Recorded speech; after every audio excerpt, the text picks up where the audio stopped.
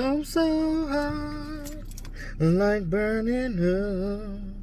Like burning up. Hey, what's going on, y'all? It's your boy E2 Blue coming back at you again. Yeah, it's Friday, and yeah, I said it like that. Friday. Whatever. It don't even matter because can't go nowhere. Some places in phase 3, we in like barely in phase 2. So, some of these restaurants they open up their outside and things of that nature. But anywho, the next installment in my undrafted free agent talk, as I talk about our undrafted guys, Stephen Guidry, or Stephen Guidry, Stephen. Every time I see it spelled like, I know Stephen is Steven. Some people spell them and say them the same way. Sometimes they're different, whatever. Stephen is spelled like Stephen, but Stephen like Stephen Curry. How do you say it? Whatever. I get confused. I'm like Mark out here. I'm butchering names. Shout out to Mark Holmes. I guess I'll say Stephen Guidry, wide receiver, Mississippi State, 6'3", 201. Nice size wide receiver that you need. You need these guys because I believe that CeeDee Lamb is 6'3" as well. But this guy's not as good as CeeDee Lamb, obviously, because he was undrafted. But I'm going to explain in this video why he wasn't undrafted and but how he can still make an impact some kind of way. Now, as you look at our wide receiver core, right? Well, I'll get into that at the end. Let me talk about him for now. Sometimes I get ahead of myself. You know how that goes. But his awards, he won the NFLPA Collegiate Bowl participant. He was a participant. He got that. And he was an NFL Combine invite. So he got to go to the Combine. So we got his numbers on the 40-yard dash, guys, because he was at the Combine. He just wasn't drafted. Good things about this guy. He's a great fluid wide receiver. Great run out to catch ability, similar to CeeDee Lamb. When I say similar to CeeDee Lamb, as far as the run catch ability. He ran a 4.47 in the 40-yard dash at the Combine.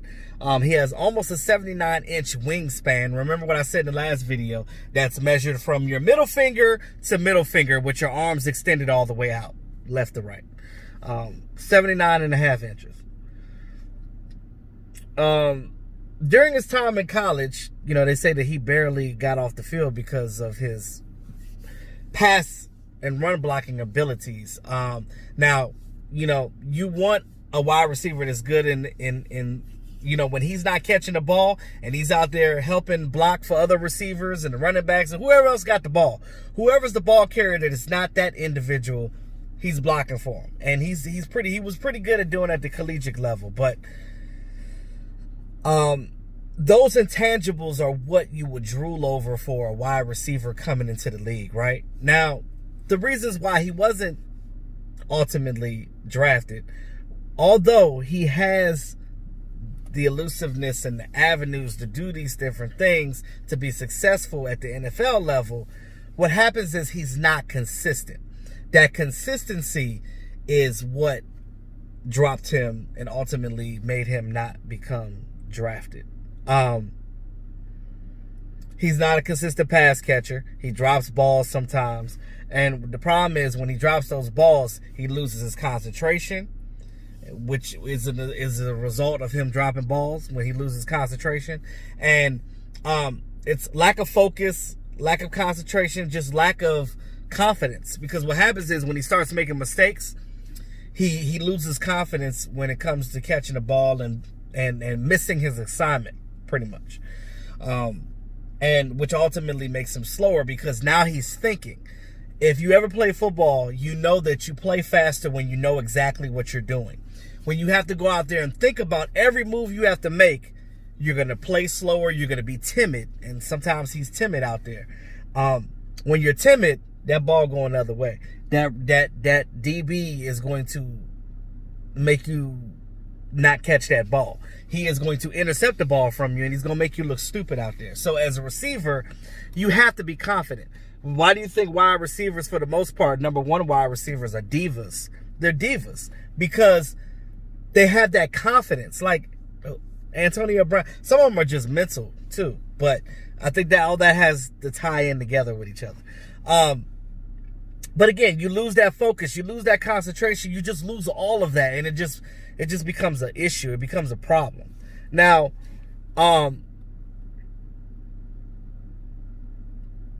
I think that with a good wide receivers coach, I think that he can fix that for him. I don't think that that's nothing that's going to hinder him long term.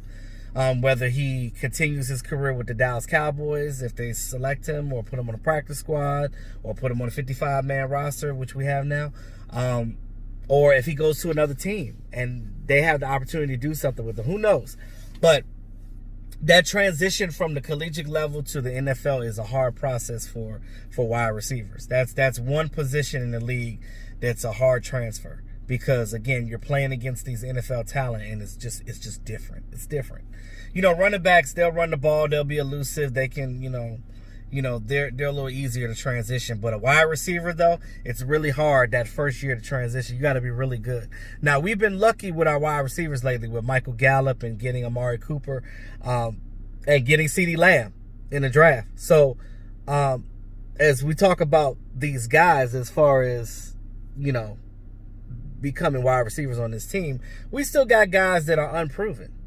We still got John V. Johnson. We still have Noah Brown. I don't know what the deal is with Noah Brown. I don't even know if he even still has sponsors on this team.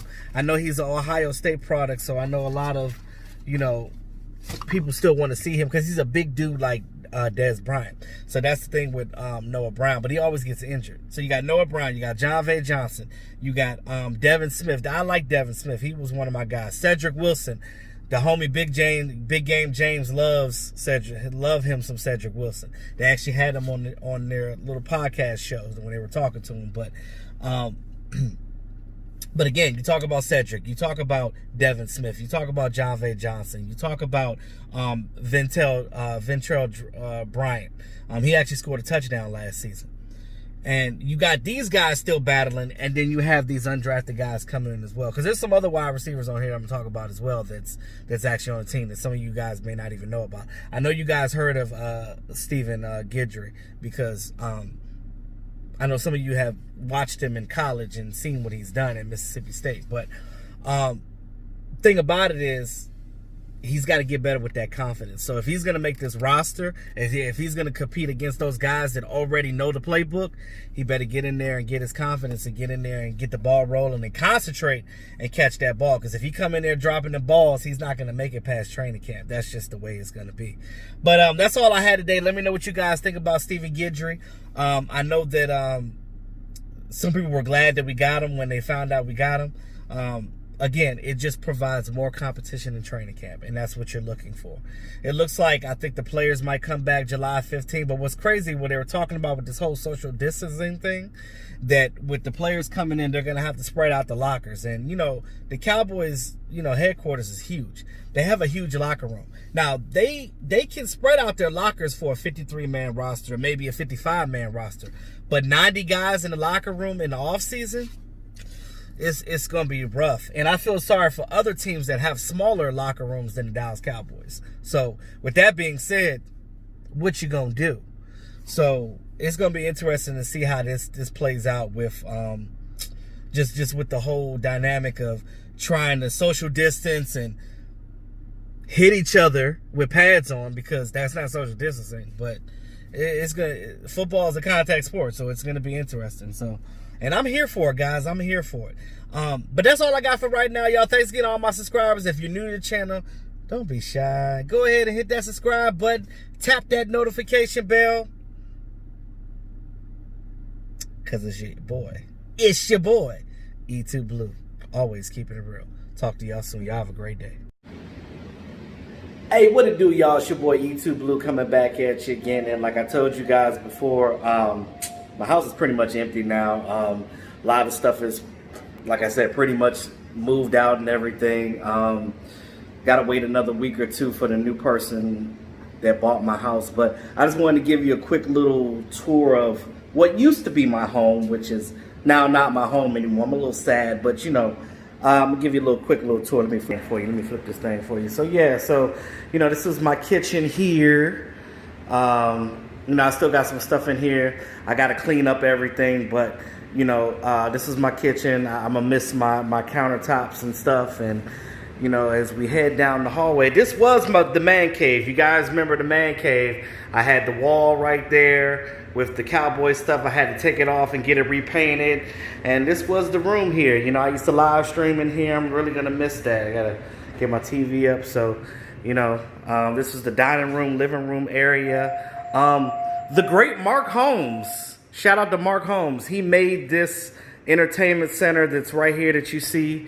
That whole shelf entertainment center, that open area right there in the middle, that was made for the TV, and it was exactly cut for a 65-inch TV. So whoever moves in here next, they'll have it. Hopefully they have a 65-inch TV, because that fits that space perfectly. It fills it up just nice.